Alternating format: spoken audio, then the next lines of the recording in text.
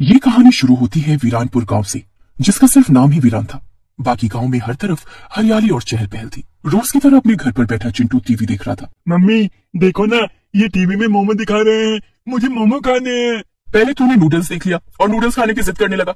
महेश भैया के यहाँ से नूडल्स खिला देती हूँ तो अब तुझे मोमो चाहिए। नहीं मिलेंगे मोमो, हर रोज एक नई फरमाइश। नहीं दोगी मोमो तो खाना नहीं खाऊंगा। हाँ तो मत खा खाना, शाम में जब तेरे पापा आएंगे तो तुझे खुद ही खिला देंगे। कुछ देर तो चिंटू नाराजगी में अपने घर के बाहर अपने दोस्तों के साथ बैठा रहता है। फिर बेचारे को भूख लगती है। बहुत भूख लग रही है। हाँ तू जाना चाची से माफी मांग ले। वैसे भी हमारे गांव में कहाँ कोई मोमो वाला है, और चाची कौन सा तुझे पैसे देने से मना करती है।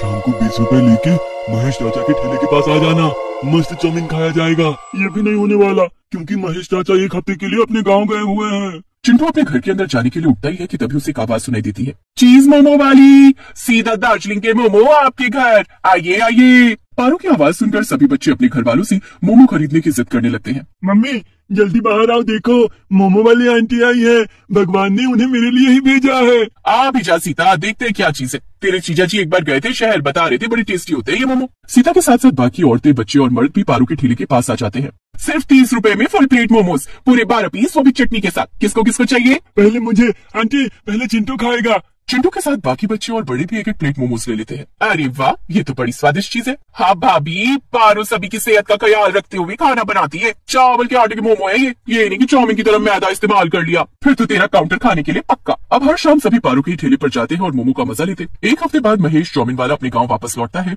और वो देखता है कि उसकी चाउमीन लगाने की जगह ठीक बगल में पारू मोमो बेच रही है। यहाँ से अपना ये ठेला लेकर कहीं और लगा ले, ये गांव महेश का है, यहाँ सभी सिर्फ महेश का चाउमीन ही खाते हैं। हाँ वो पहले की बात है भैया, अब तो सभी पारू के मोमो के दीवाने हैं। 10 मिनट रुकिए, सब पता चल जाएगा। 10 मिनट बाद जैसी शाम ढलती है, ग्राहक का आना शुरू हो जाता है, पर कोई भी महेश के ठेले पर नहीं जाता। अरे चिंटू बेटा, हम गाँव से वापस लौट आए हैं, आओ चाउमीन खाओ।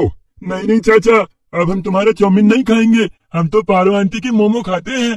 कुछ दिन इसी तरह चलता रहता है। फिर एक रात जब पारू अपना ठेला लेकर वापस अपने घर जा रही होती है, महेश उसका पीछा करने लगता है। तुम मेरा पीछा क्यों कर रहे हो महेश भैया? तू मेरी बहन नहीं है पारू, ना ही कभी बन पाएगी। मेरा चला हुआ अच्छा खासा बिजनेस चौपट किया है तूने, मैं तुझे जीने नहीं दूंगा। हाँ। और गुस्से में महेश पारू के सर पर डंडे से मार देता है और पारू वहीं मर जाती है। महेश पारू का ठेला लेकर अपने घर आ जाता है, पर उसे इस बात का जरा भी अंदाजा नहीं था कि पारू मरकर चुड़ैल बन गई है। मैं चुड़ैल कैसे बन गई? मेरा ठेला कहाँ गया? अभी तो मुझे मोमो की बहुत बड़ी दुकान भी खोलनी थी। ओह, मेरा सपना टूट गया। पूरी रात बेचारी पारू चुड़ैल वहीं बैठी रोती रहती है और अगली शाम महेश 2 ठेले लगाता है, एक पारू वाला और दूसरा खुद का, और दोनों में बेचता है चाउमीन। अब महेश के कंपटीशन में पूरे गांव में कोई था ही नहीं, तो ग्राहक कहीं और जाते भी तो कैसे? अरे महेश, ये पारू नहीं दिख रही, मुझे मोमो खाने थे। अरे अब वो कहाँ आएगी भाभी, उसे बड़ा काम मिल गया है ना, शहर चली गई है वो तो। आप मेरे चाउमीन खाइए। पारू के कस्टमर सिर्फ और सिर्फ पारू के मोमोज खाएंगे, सिर्फ पारू के। चाउमीन खाते खाते सुषमा अपने घर की ओर बढ़ ही रही होती है कि चुड़ैल उसके सामने आकर खड़ी हो जाती है। बचाओ मुझे, बचाओ। अब तो तुझे मेरी दुनिया में चलना होगा सुषमा, वहाँ मैं तुझे मोमो खिलाऊंगी। चीज मोमो वाली चुड़ैल पारू सुषमा के गले पर काट लेती है, जिससे सुषमा बेहोश हो जाती है।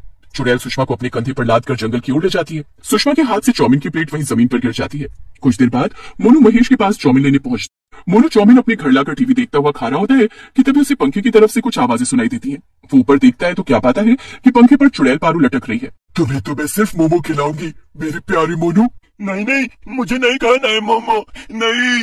सुषमा की तरह मोनू को भी चुड़ैल अपना शिकार बनाकर अपने साथ ले जाती है और मोनू के पीछे रह जाता है तो चाउमीन का प्लेट। अगली सुबह सुषमा और मोनू के गायब होने की खबर पूरे गांव में फैल जाती है। मेरी बीवी गायब हो गई है रे, कोई उसको ला कर दो रे। क्या? सुषमा भी नहीं मिल रही है? अभी मुझे रास्ते में मोनू की माँ मिली थी, वो भी कह रही थी कि कल शाम से मोनू भी गायब है। कि तभी चाउमीन का प्लेट लिए मोनू की माँ वहां पहुंचती है। मैं जब घर पहुंची तो वहां से फिर चाउमीन की प्लेट ही थी। मतलब कि आखिरी बार मेरा मोनू महेश तेरे पास जरूर आया होगा। बता तू, क्या बात हुई तेरी उससे? क्या वो घबराया हुआ था? कुछ कहा था क्या उसने? मुझसे तो कुछ नहीं कहा था दीदी, वो तो बड़ा खुश था। कि तभी भागता हुआ संतोष वहां आता है। रास्ते में भी चाउमीन का एक प्लेट गिरा हुआ है और वहीं मुझे सुषमा भाभी की चूड़ी मिली।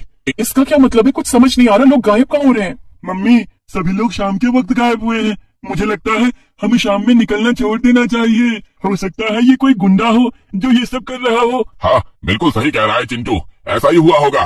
और अगले दिन सभी गांव वाले मिलकर शाम में निकलना बंद करने की ठान लेते हैं।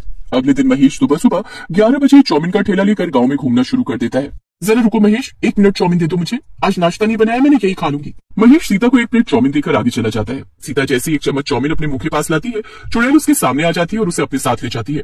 अपने कमरे में बैठा चिंटू ये सब कुछ देख लेता है। मतलब ये चुड़ैल सभी चाउमीन खाने वालों को पकड़ कर ले जा रही है, पर क्यों? मुझे मम्मी को बचाना होगा और बाकी सभी को भी। चिंटू बचपन से ही बड़ा होशियार था और वो बिना घबराए इस बारे में सभी गांव वालों को बताता है।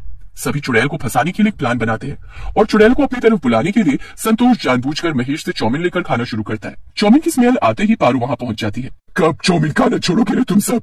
इतनी जल्दी मेरे मोमो को भूल गए सभी। चुड़ैल पारू अपने साथ संतोष को भी ले जाती है। सभी गांव वाले चुड़ैल का पीछा करते हुए जंगल के बीचों बीच पहुंचते हैं। गांव से गायब हुए सभी लोग वही उन सलाखों में कैद थे, पर कोई दुखी नहीं दिख रहा था। सभी आराम से मोमो खा रहे थे। कौन हो तुम? छोड़ दो मेरी मम्मी को। नहीं छोड़ूंगी, मैं किसी को नहीं छोड़ूंगी। ये सभी चाउमीन पसंद करते हैं, मैं इन सबको मोमो खाने सिखा रही हूँ। पहली बार ऐसी चुड़ैल देखी है। कौन हो बहन तुम? मुझसे क्या पूछ रहे हो? पूछो महेश से, जिसने मुझे इसी जंगल में मारकर फेंक दिया था।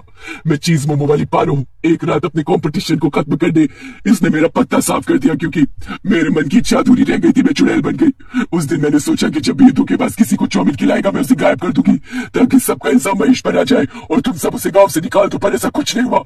लोगों को मोमो खिलाने से मुझे खुशी मिलती है, इसीलिए मैं सभी को यहाँ लाने लगी। हर रात मैं यहाँ मोमो का ठेला लगाती हूँ और इन सबको मोमो खिलाती हूँ। ये बिल्कुल ठीक कह रही है गाँव वालों, ये बुरी चुड़ैल नहीं है। अरे आप लोग क्या इस चुड़ैल की बातों को मान रहे हैं? अरे इसकी चोटी पकड़ कर काटिए और फेंक दीजिए इसे गांव से बाहर। ये सुनते ही पारू चुड़ैल गुस्से से आग बबूला हो जाती है और महेश की छाती पर कूद जाती है। डर से महेश सारी सच्चाई उगल देता है। छोड़ दो पारू, उसे मत मारो, उसकी सजा उसे पुलिस वाले देंगे। तुम बुरी नहीं हो, हमें बताओ, हम तुम्हें कैसे मुक्ति दिलाएं?